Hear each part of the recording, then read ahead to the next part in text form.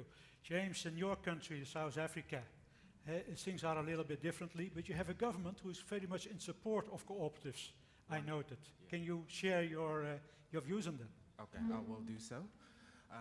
So last week before the conference, I actually did a bit of research in terms I went on the International Cooperative Alliance's website just to understand, how big this movement is worldwide.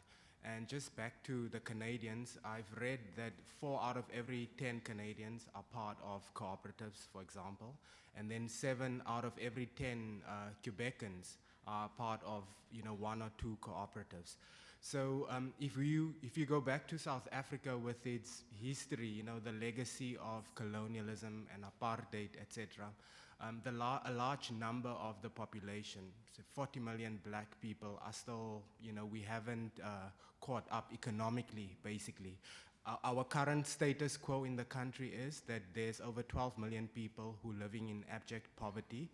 In terms of unemployment, 26%, that's our latest statistic, 26% unemployment. And when it comes to youth, almost 6.5 out of every 10 young people are not working. And the other issue is obviously around the inequality. We are the most unequal society in the world. So what our government, for example, has done, and we actually praise them for doing this, they've introduced measures, and they're backing cooperatives because they believe that the cooperative economy in South Africa is the one vehicle that will actually elevate people out of poverty. So they're giving grants, they're giving capital. So they're giving that capital, and it's basically no strings attached. No strings attached.